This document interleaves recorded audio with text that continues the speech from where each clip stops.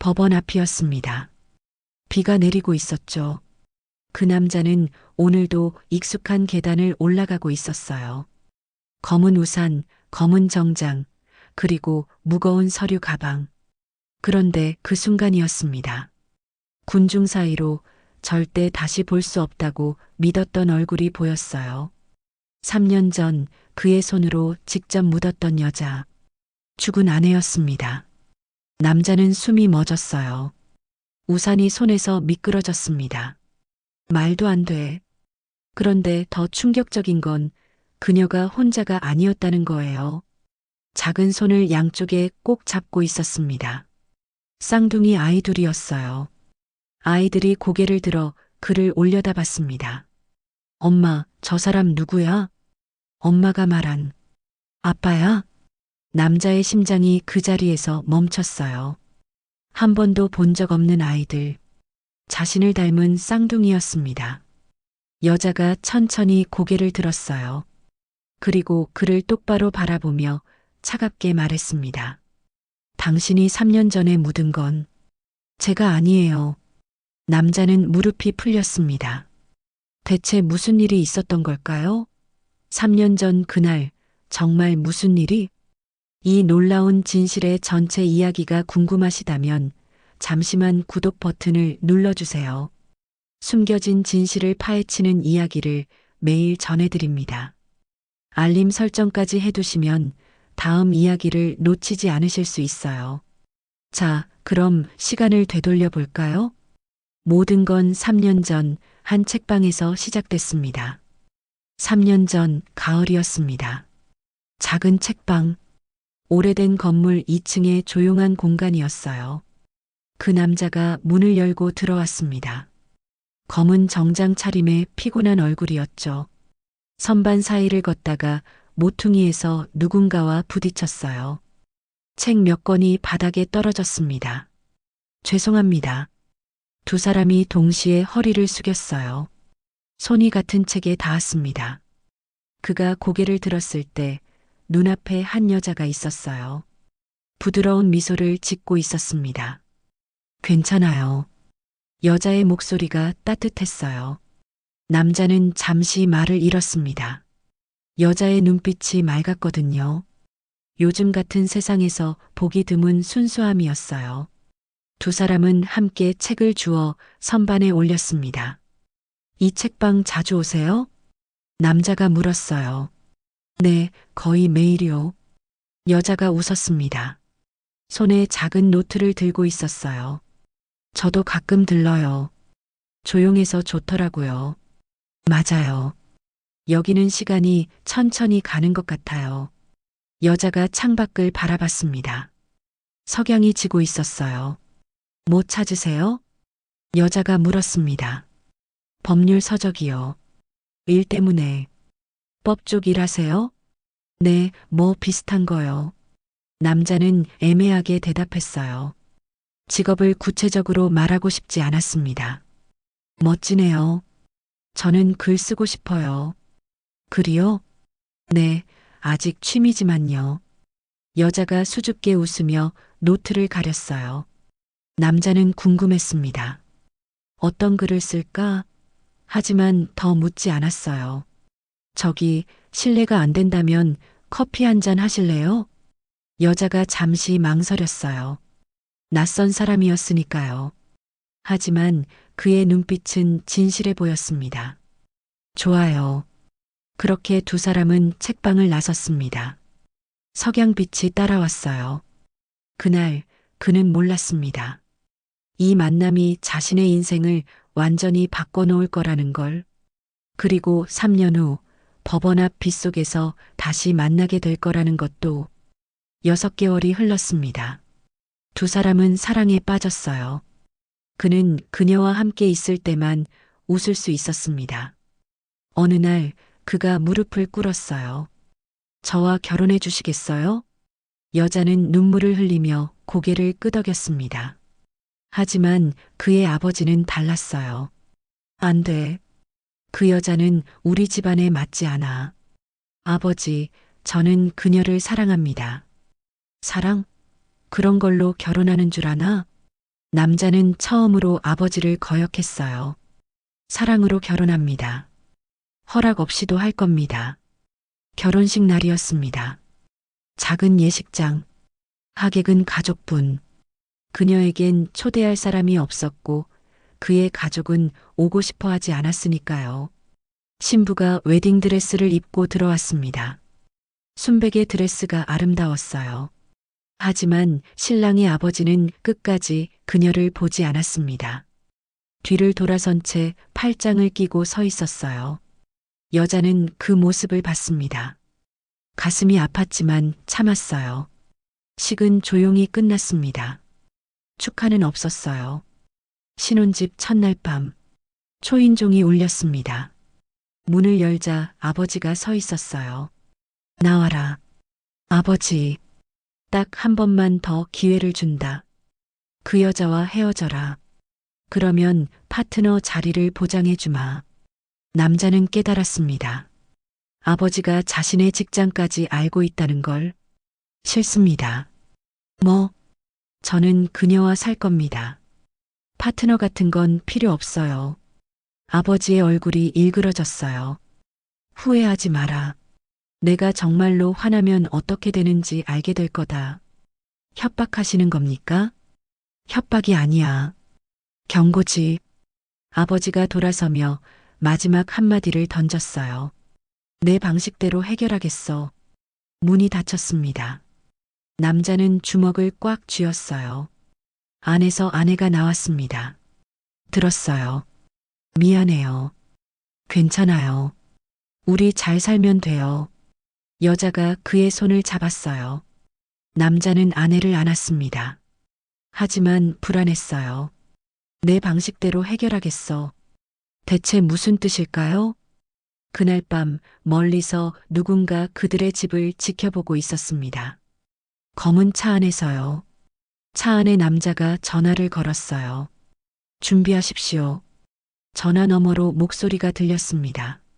알겠네. 깨끗하게 처리하게. 아버지의 목소리였어요. 3주가 지났습니다. 남편은 해외 출장을 떠났어요. 한 달이면 돌아온다고 했습니다. 여자는 혼자 남았어요.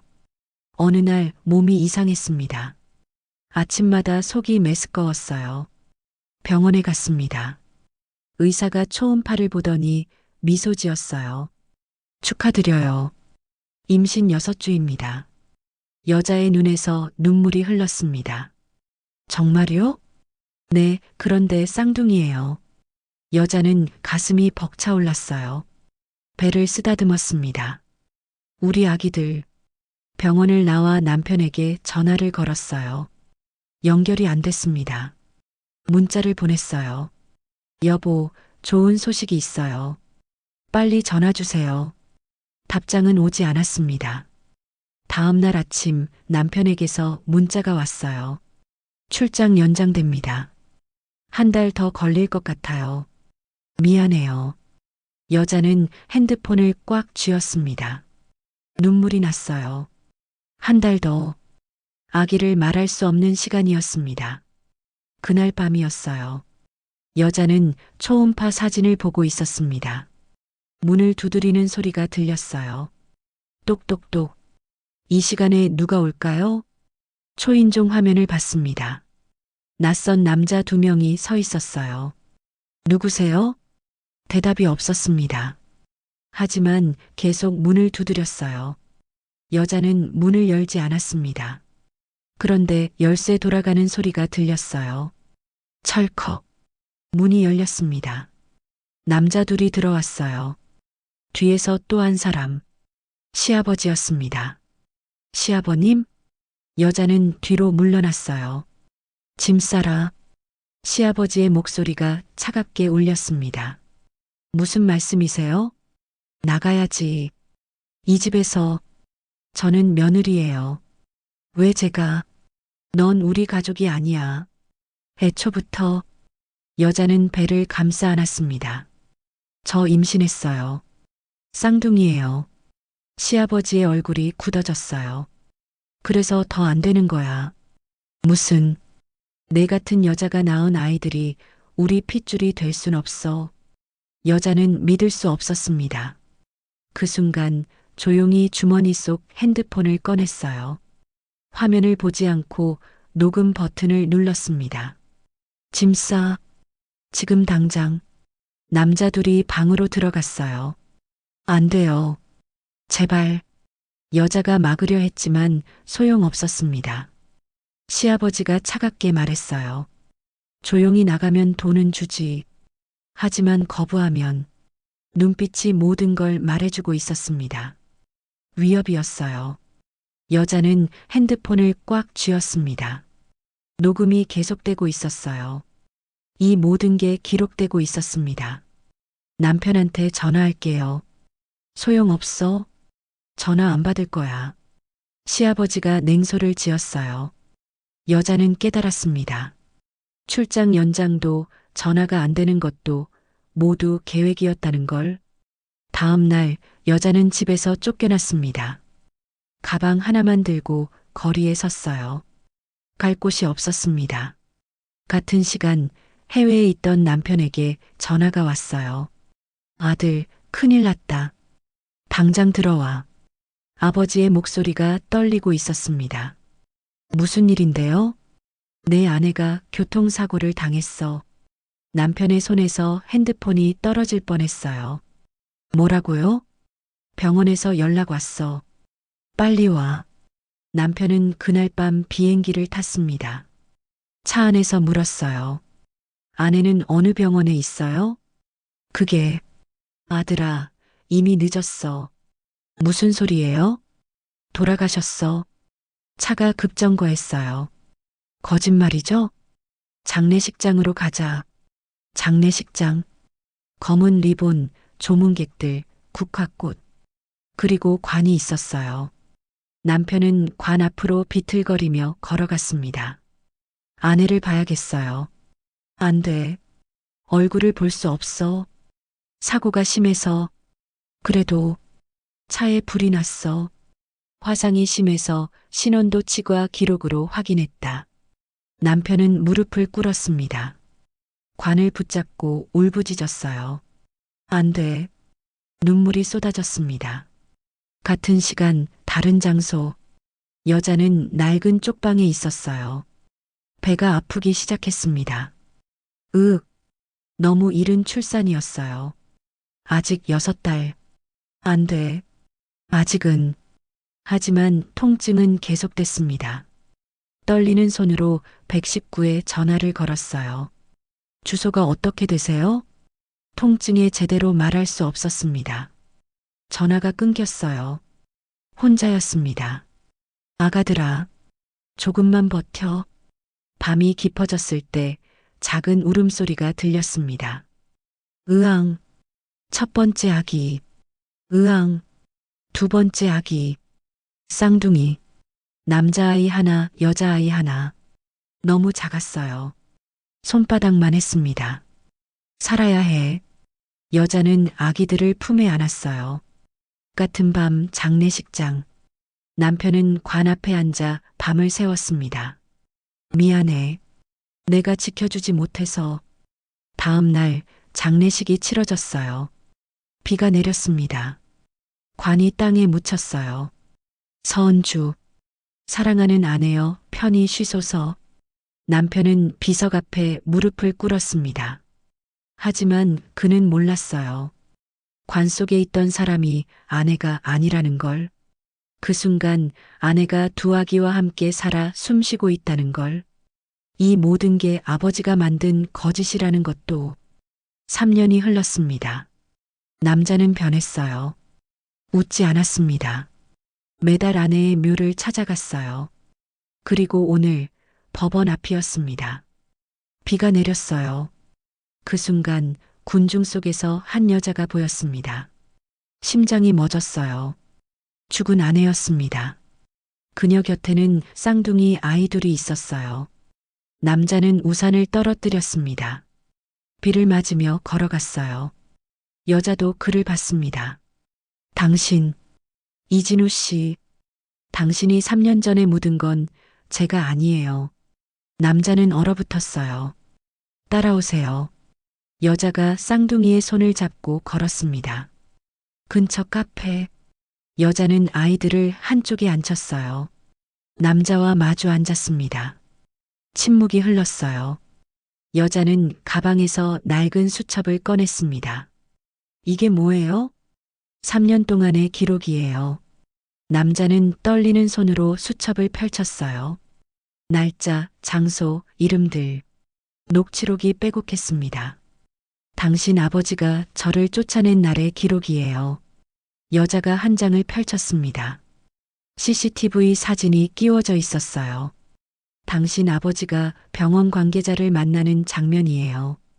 가짜 시신을 준비하던 날이죠. 뭐라고요? 당신이 묻은 건 제가 아니에요. 남자의 얼굴에서 모든 색이 사라졌습니다. 거짓말. 전부 여기 있어요. 여자가 수첩을 넘겼습니다. 저는 3년 동안 죽은 사람으로 살았어요. 당신 아버지가 만든 죽음 속에서. 남자는 손이 떨렸어요. 왜 진작 말하지 않았어요? 당신을 찾을 수 없었어요. 당신 아버지가 막았으니까. 그럼 저 아이들은 당신 아이들이에요. 제가 쫓겨난 날 임신 6주였어요. 남자는 무너졌습니다. 테이블에 이마를 댔어요. 미안해요. 미안하다고 끝날 일이 아니에요. 여자의 목소리가 차갑게 식어 있었습니다. 당신 아버지는 범죄자예요. 남자는 고개를 들었습니다. 눈이 충혈돼 있었어요. 제가 어떻게 해야 할까요? 여자는 수첩을 그에게 밀었습니다. 당신이 결정하세요. 당신 아버지를 택할지, 정의를 택할지. 남자는 수첩을 꽉 쥐었어요. 그 순간 쌍둥이 중 남자아이가 다가왔습니다. 엄마, 저 사람 누구야? 여자는 아이를 안아 올렸어요. 아빠야. 아빠? 남자는 눈물이 터져 나왔어요. 무릎을 꿇었습니다. 미안해. 아이는 고개를 갸웃거렸어요. 남자는 수첩을 다시 펼쳤습니다. 페이지를 넘기며 읽었어요. 날짜들, 증인들, 녹취록들. 마지막 페이지에 적힌 문장. 이진우에게. 당신이 이걸 보고 있다면 선택할 때가 온 겁니다. 남자는 수첩을 덮었습니다. 알겠습니다. 여자가 글을 봤어요. 제가 도와드리겠습니다. 아버지를 법으로 심판하겠습니다. 남자의 목소리가 단호했습니다.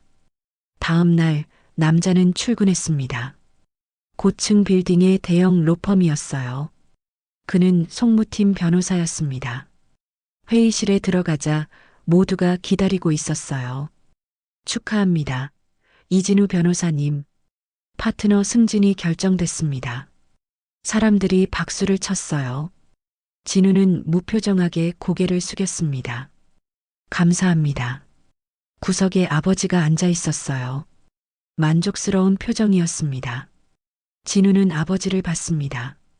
눈빛이 차가웠어요. 하지만 곧 미소를 지었습니다. 아버지 덕분입니다. 잘했어, 아들. 회의가 끝나고 진우는 자리로 돌아왔습니다. 책상 위에 파트너 계약서가 놓여 있었어요. 서명했습니다. 그날 저녁 진우는 소희를 다시 만났습니다. 파트너가 됐어요. 그래서 포기하시는 거예요? 아니요. 이제 시작이에요.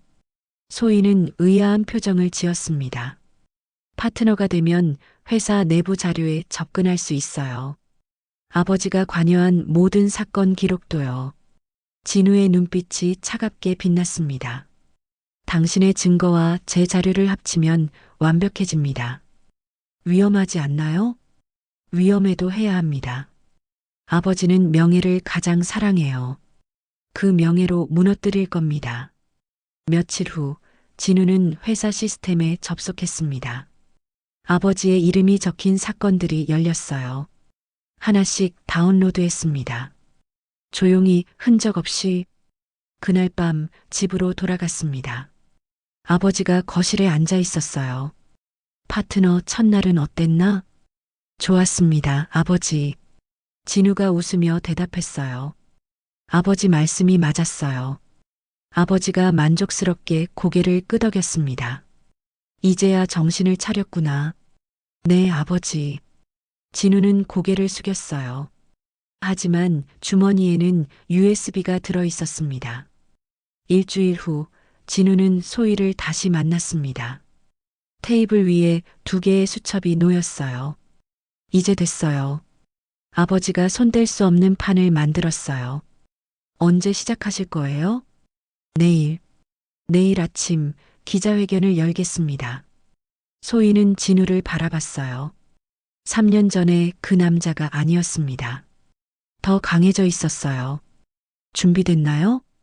이제 아버지 차례입니다.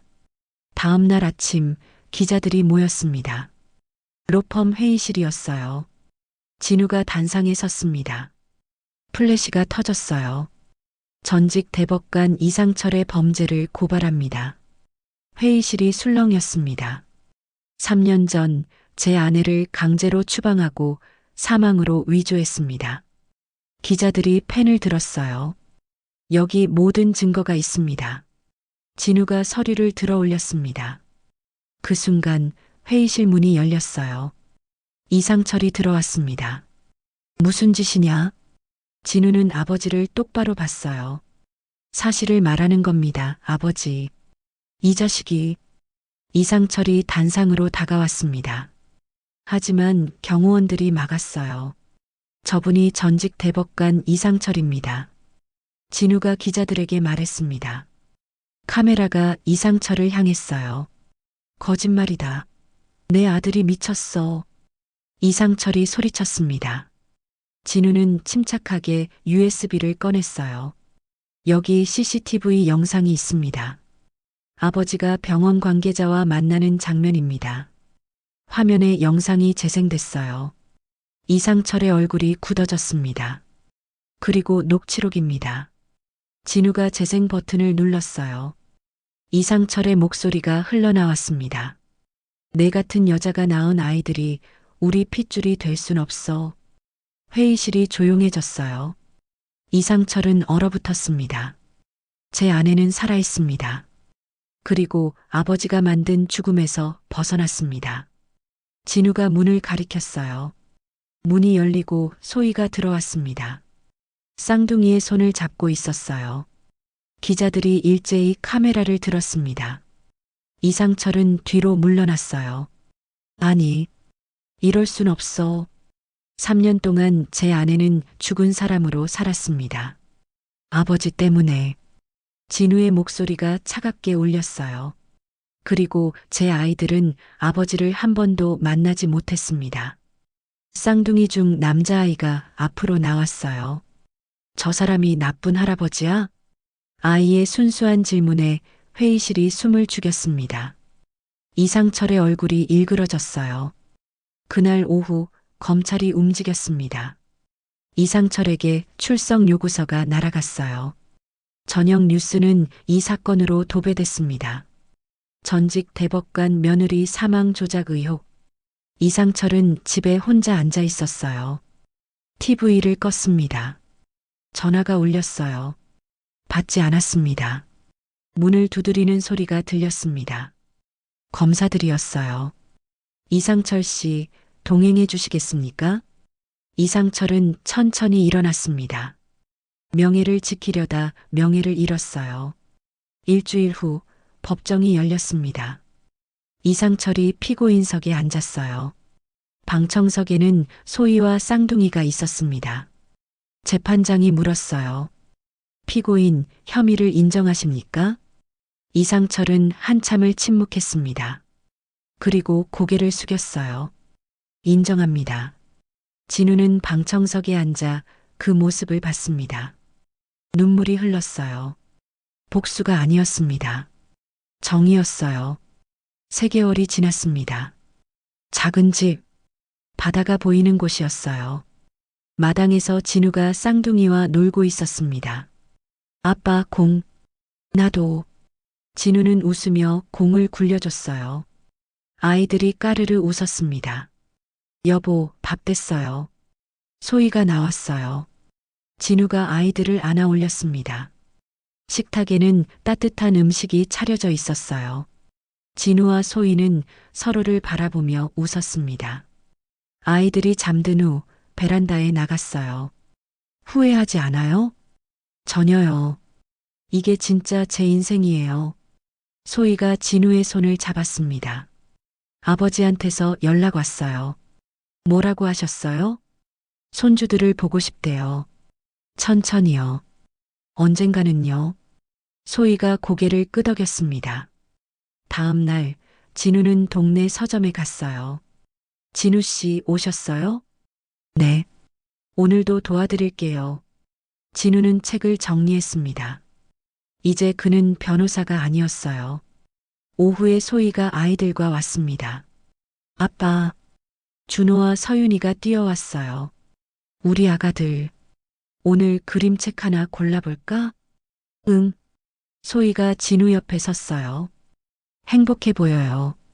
정말 행복해요. 저녁, 네 식구는 바닷가를 걸었습니다. 석양이 지고 있었어요. 준호와 서윤이가 뛰어놀았습니다. 진우와 소희는 손을 잡고 걸었어요. 우리 이대로 평생 살까요? 네, 평생요. 더 이상 잃을 게 없어요. 이제 지킬 것만 있으니까요. 바다가 조용히 그들을 지켜봤습니다. 3년 전 잃어버렸던 모든 것, 이제 되찾았어요. 사랑은 감정이 아니었습니다. 끝까지 지키겠다는 선택이었어요.